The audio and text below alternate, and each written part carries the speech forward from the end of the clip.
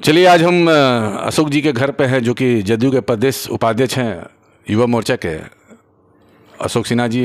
इनके घर पे हैं और आज जो लोकसभा का जो महापर्व मनाया जा रहा है, जो आगामी कुछ दिनों में ही लोकसभा का इलेक्शन होने वाला है और धनबाद का जो सीट है बहुत ही हॉट सीट है, जिसमें भाजपा को प्रत्याशी के रूप में दुल्लू महतो जी को खड़ा किया गया है। लेकिन कांग्रेस अभी भी अपने प्रत्याशी को धनबाद में उतार नहीं पाई है। वजह क्या है ये तो नहीं पता, लेकिन जो इलेक्शन का जो अभी समय जो चल रहा है, इसमें लगता है कि बड़ा जोरदार टक्कर होगी, क्योंकि कांग्रेस को अगर सोचना पड़ जा रहा है अपने प्रत्याशी को उतारने में, तो कहीं ना कहीं भाजपा तो मजबूत करी है ही धनबाद जिला के लिए, क्योंकि धनबाद का ये, लेकिन इसमें भी अभी कुछ कन्फ्यूजन है कि आखिर माहौल बीजेपी की तरफ जाएगा कि किसी और पार्टी की तरफ जाएगा, क्योंकि एमसीसी से भी अपना प्रत्याशी वो खड़ा कर चुके हैं जगदीश रवानी जी को। ऐसे और भी कोई छोटे मोटे बहुत सारे पार्टियां हैं जो भी लोकसभा के लिए सीट पे अपना प्रत्याशी खड़ा कर चुके हैं। तो जदयू का बीजेपी से गठबंधन है, गठबंधन बिहार में है और हो सकता है कि झारखंड में भी उनका समर्थन रहेगा कि नहीं रहेगा, क्योंकि आने वाले जो भी चुनाव के बारे में जो भी निष्कर्ष हुआ है या आपस में जो भाजपा ने डिस्कशन किया है रांची में, उसमें जदयू को पूछा नहीं गया है।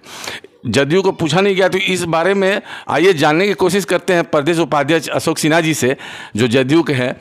सर, क्या मामला है कि ये भाजपा का जो प्रत्याशी खड़ा किया गया झारखंड में, उसमें जदयू को नहीं पूछा गया, इसके बारे में कुछ बताया? पहले तो सभी हमारे जो श्रोता हैं उनको मेरा नमस्कार। मैं अशोक सिन्हा, प्रदेश उपाध्यक्ष युवा जदयू का। नहीं, पूछा नहीं गया ऐसी बात नहीं है। पूछा गया कि नहीं पूछा गया, इस पर हमारे प्रदेश अध्यक्ष जो हैं खीरू महतो जी या निर्मल सिंह जी युवा के, वो अपने संज्ञान लेंगे, ले रहे भी हैं। और आने वाला समय में ऐसा नहीं कि हमारा बीजेपी के साथ हमारा राष्ट्रीय स्तर पर एक अलायंस है हमारा, तो पूछेगा ही।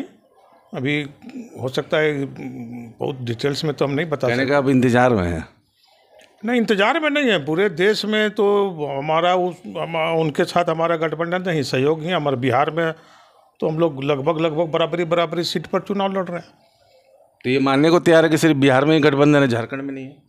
नहीं, झारखंड में भी गठबंधन तो नहीं, सीट नहीं है मेरा, लेकिन हमारा तो सहयोगी पार्टी है भारतीय जनता पार्टी। और हम भी चाहेंगे कि हर संसदीय क्षेत्र में जो भारतीय जनता पार्टी के जो भी नेता हैं वो ज़रूर हमारे कार्यकर्ता का भी सहयोग लेना ही चाहिए उनको। सर, ऐसा मामला हाल फिलहाल में कृष्णा अग्रवाल करके हैं, जो भाजपा के ही हैं, तो अपने ही पार्टी के प्रत्याशी के ऊपर आरोप लगा रहे हैं। इस पर क्या करना है? अब ये तो उनका अंदरूनी मामला है, उनके पार्टी का। इसमें तो हम लोग कुछ बोल नहीं सकते हैं, राजनीति में चलते रहता है।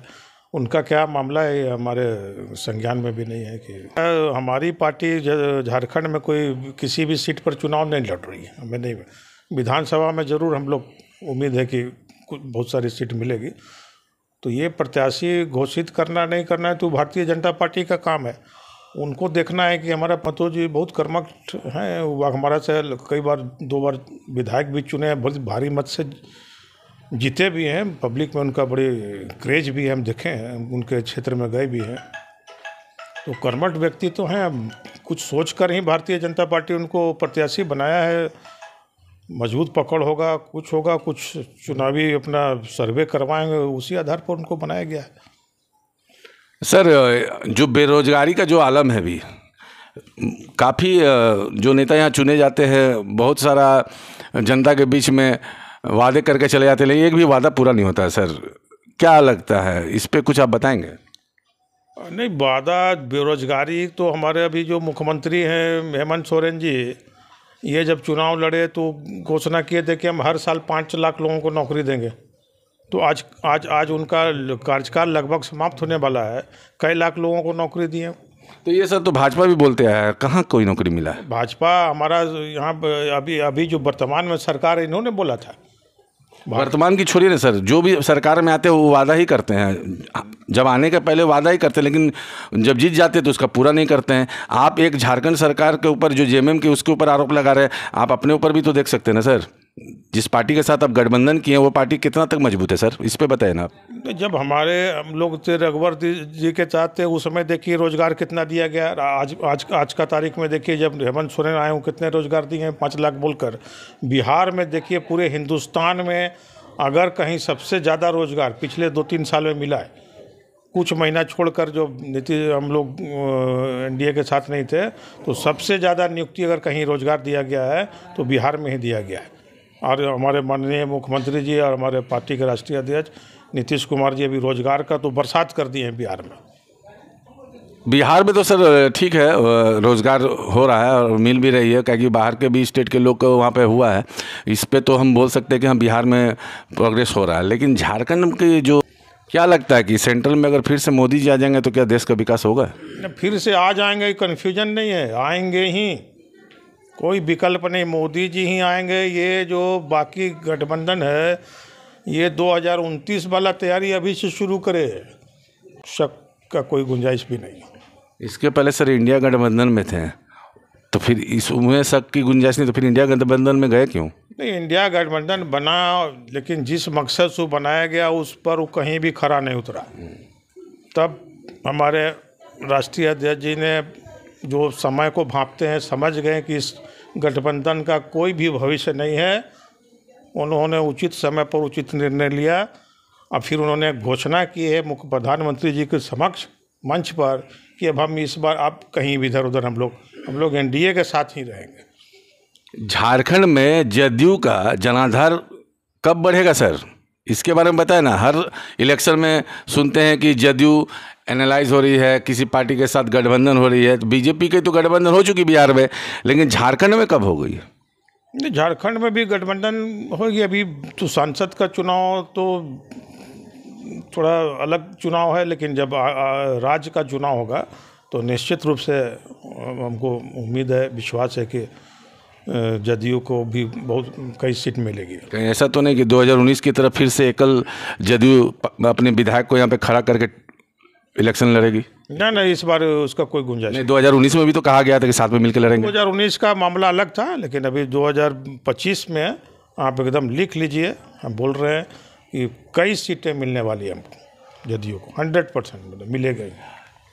इस लोकसभा चुनाव का जो महापर्व है, इसमें तमाम झारखंड वासियों को, जो दर्शक हैं या जनता है, उनको क्या कहना चाहेंगे इस चुनाव के बारे में? इस चुनाव के बारे में कुछ कहने की ज़रूरत नहीं, जनता सभी जानती है। देश हित में आप स्वयं समझदार हैं, सोचें कि हमको किनको वोट करना है।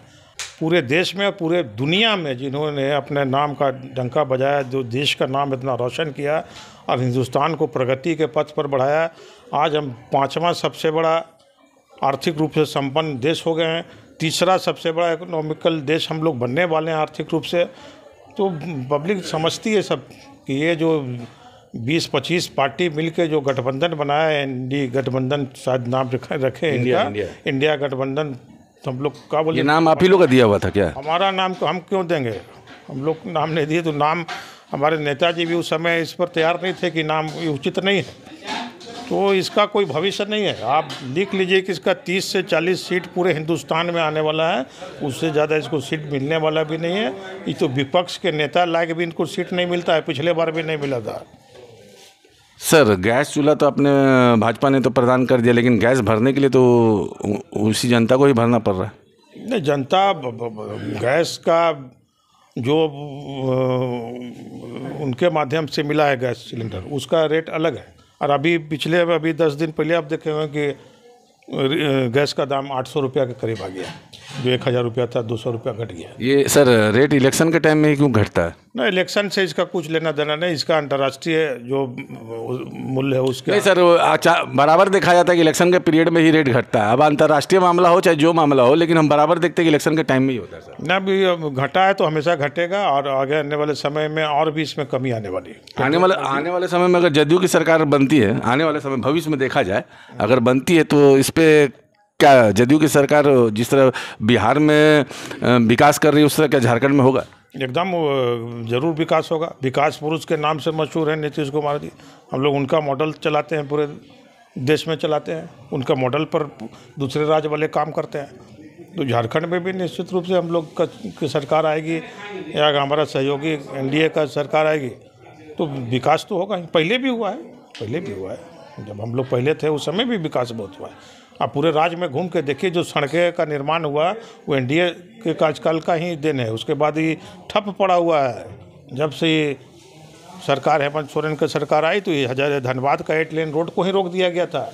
उसके चलते ही कई साल पीछे पिछड़ गया ही। ऐसा बता सकते सर, कई एक दागी नेता हैं जो कांग्रेस पार्टी या जेएमएम में रहते तो दागी कहलाते हैं और जब भाजपा में जाते हैं तो वॉशिंग मशीन में धुल के एकदम वाइट कलर में आ जाते हैं। इसके बारे में ये सब जो चुनावी है जो दूसरे पार्टी वाले बोलते हैं, हमारे यहाँ कोई वॉशिंग मशीन नहीं है। ये देखना न्यायालय का काम है। न्यायालय के द्वारा अगर उनको सज़ा मिलता है तब वो सज़ा अपराधी हैं या दोषी हैं। न्यायालय जब सज़ा नहीं दे रहा है और कोई बोलते हैं कि बहुत बड़ा ही दागी है तो आप कोर्ट में जाइए, कोर्ट में जाके उन पर ऊपर केस कीजिए।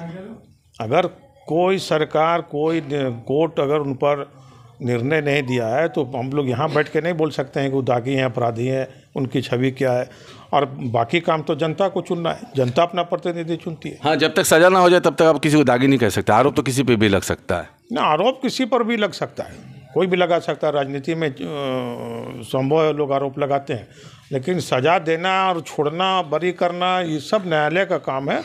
वो हमारा काम नहीं है, न्यायालय ही इस पर देखती है कौन अपराधी नहीं। धन्यवाद सर। ये थे जदयू युवा मोर्चा के प्रदेश उपाध्यक्ष जो कि बड़ी शालीनता से जवाब दे के निकल गए, लेकिन अपने ऊपर कोई भी आरोप नहीं लेना चाह रहे हैं क्योंकि आशा विश्वास दोनों रखे हैं कि झारखंड में जदयू का जनाधार बढ़ेगा और भविष्य में सोच रहे हैं कि जदयू का सरकार बनेगा। देखा जाए। अंतर्कथा विजन न्यूज़ से रिपोर्ट सुनीत वर्मा।